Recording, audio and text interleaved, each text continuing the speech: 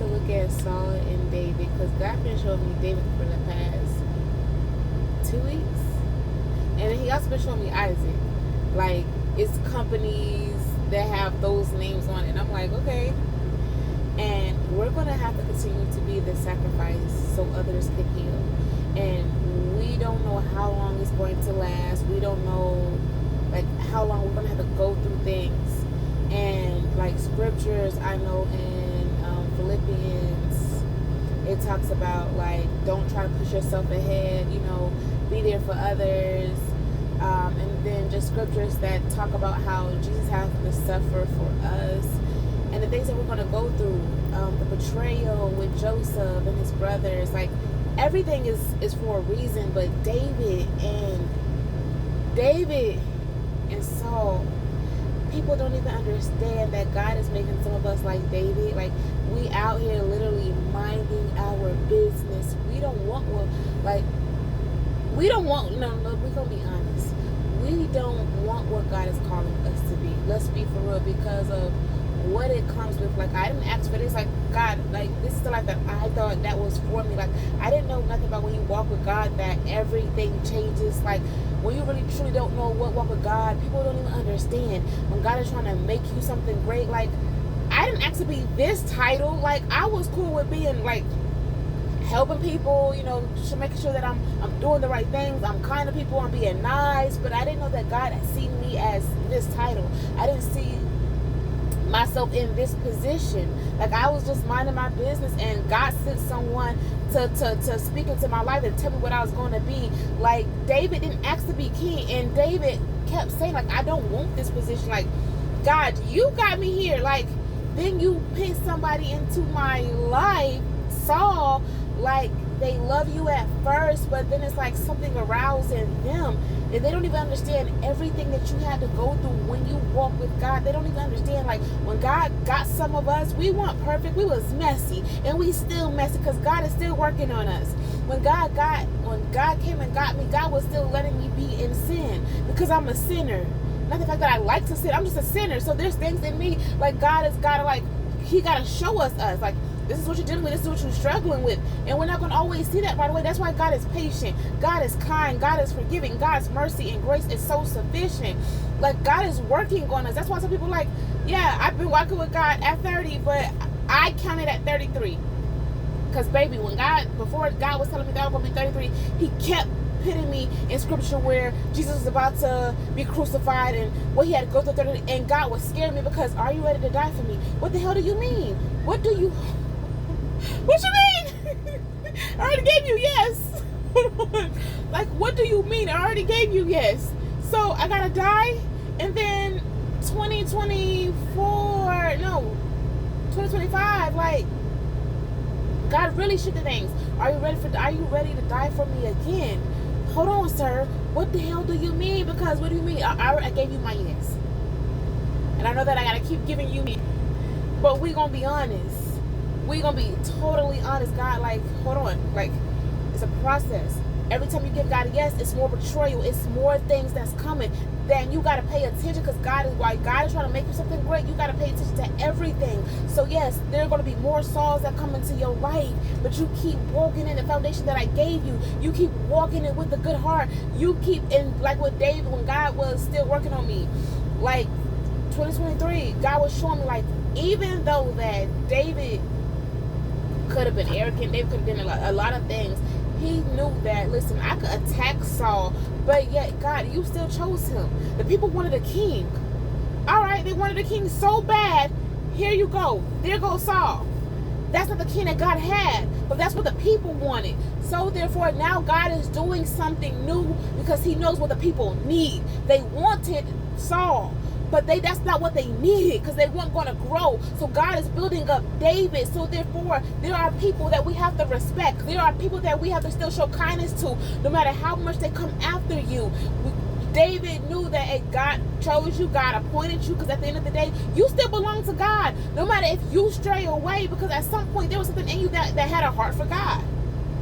But then something changed along the way. There are things that change in people along the way. So I can't treat you how you treat me, because I'm going to mess up my blessing. I'm going to ruin what God is doing. And then you got Nathan. You got, listen, Jonathan. So, my God, Saul's son.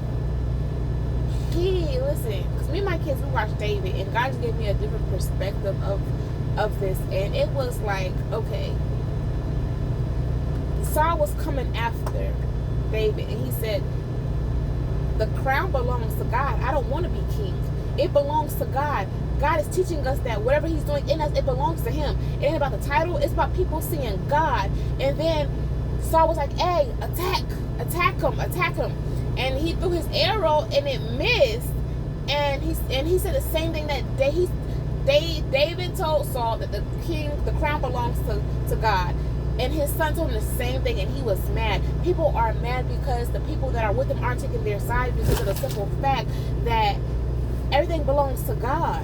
It don't belong to us. And when people see that you're losing your way, some people don't want to hear that, and they're blinded to it. So there are people that's going to like you, that are connected to your Sauls. There are people that's going to defend you, that's connected to your Sauls. So in the season that we're in, and God is building you up, you keep giving everything back to God. You keep giving everything back to God, because no matter what comes in our lives, we have to stay on the firm foundation of God. We are going to be Isaacs. You're going to have to keep going through sacrifice. You're going to have to keep going through suffering. But God will be right there.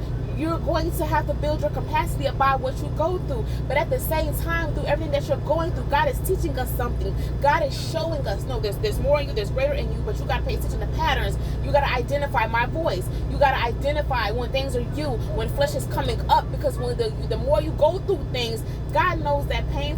And it's crazy, because I was thinking about this the other day. It seemed like pain for me keeps me from being uncomfortable. When God said that I'm about to be comfortable because of the things that I want, it's like pain comes, trials come, things start falling apart, and it's like, yeah, I need you, baby girl, to get back on your toes. Like, cause no, you ain't doing what you supposed to. You get too comfortable. I need you to stay on toes, because see, there are enemies you don't even know about that's coming. There are people like you're being cool with that don't even like you for real. They're like, but I still show kindness, because I'm not going to treat people how they treat me. God is rising up Davids in this season. I am one of them, to be leaders, because there are certain people that lost their way. There are certain people who wants the glory. There are people that want the title and the position more than anything. And then God took me back to one of the people that I thought was for me, and he was like, so this is when they changed because, and they told me, because I was going through this, that they wanted to help me. So I'm like, I'm sending them stuff, they're not responding, and they're like, oh yeah, send us email.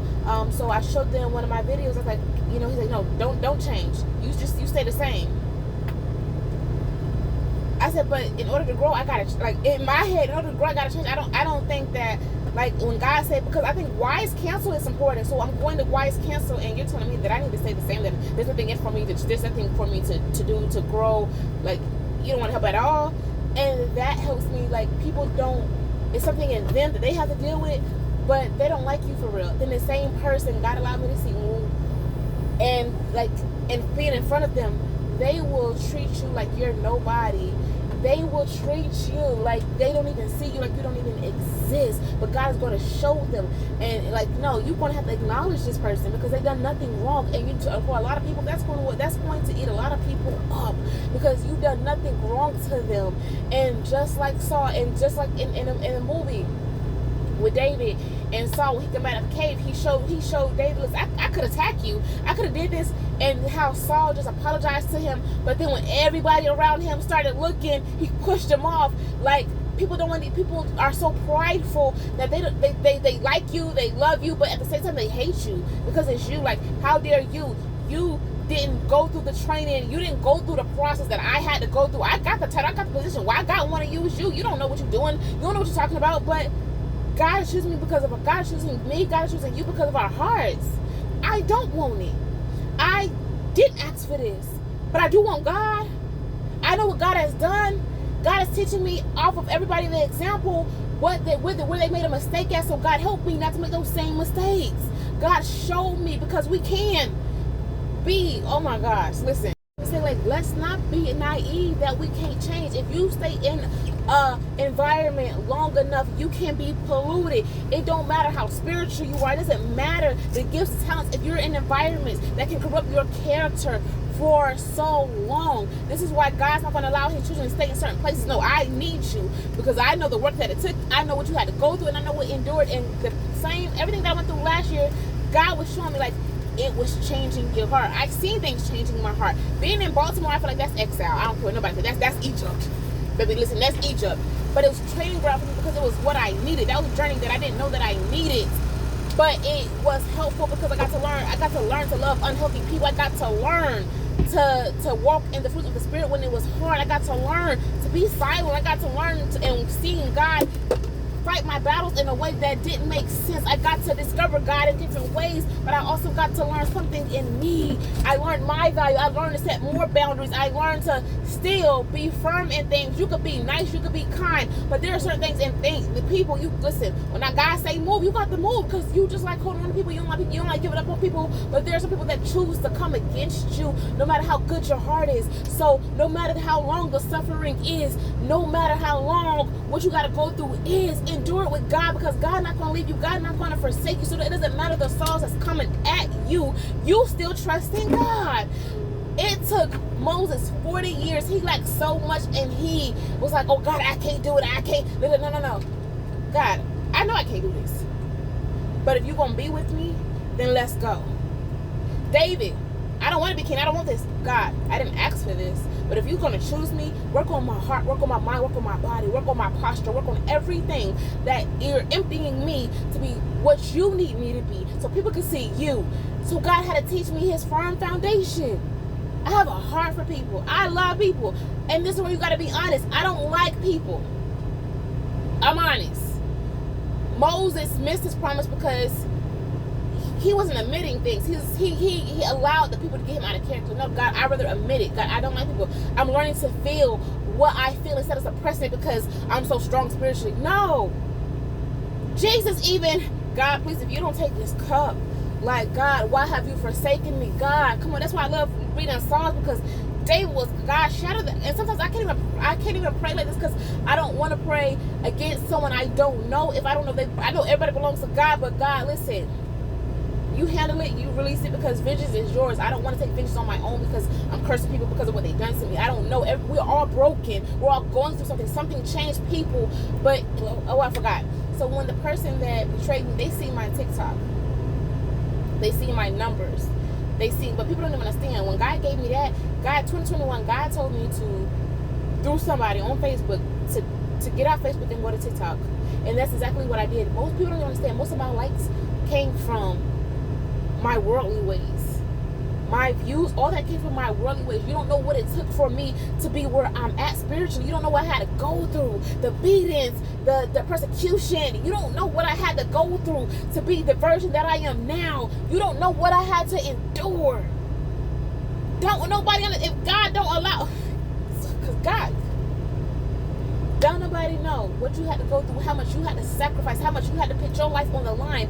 I could be dead because of the way that I sacrificed my life for people.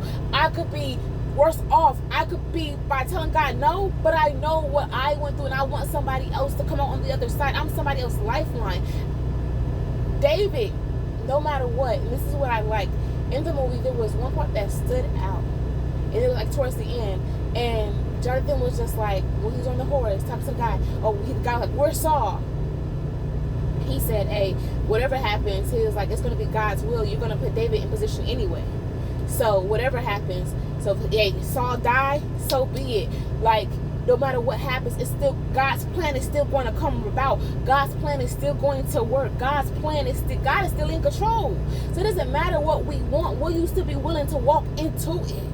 And David at the end was willing to walk into it. There's somebody on the other side that is waiting on us to be all that God needs us to be, because there's something great in us that they're going through. There's something great in us that we need to become, because there are people going through the same thing. I'm somebody else's lifeline. You're somebody else's lifeline. So it's time for us to become, instead of complaining about the suffering and the things that we're going through, what we don't have, the life that we want. No, God, I want the life that you have for me. I've got content with saying that more and more now. Yes, I wanted this, but God, it just seems like Jeremiah 29:11. God, what you have for me is so much better. The way that you take care of me is so much better. I may not have everything together financially. I may not have the house. I may not have the car. But God, I have everything that I prayed for before. God, I don't have help, but you are the provider. You are the sustainer. You are the healer. That you put me in a position that I have all that I need. I don't have to ask nobody for anything, because God, I came to you first. You provided for me. You provided everything that I need, truly. I want to be the leader that you see me fit for. I want to have the life that you see me fit for. What if you don't get it here on earth? You will have it eternally. You will have it with God. You will have it after.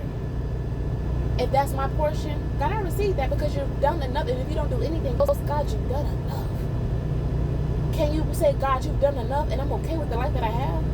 What if you are going paycheck to paycheck for the rest of your life? What if you are like, let's just say this, God got a prosperous life for us. But what if prosperous, you might be going paycheck to paycheck, but yet you living longer, you're in good health, you're in your right mind, and you still get to work and serve God and serve people, and you can be the example that people need to see, and that you lead people to God. What if that is enough?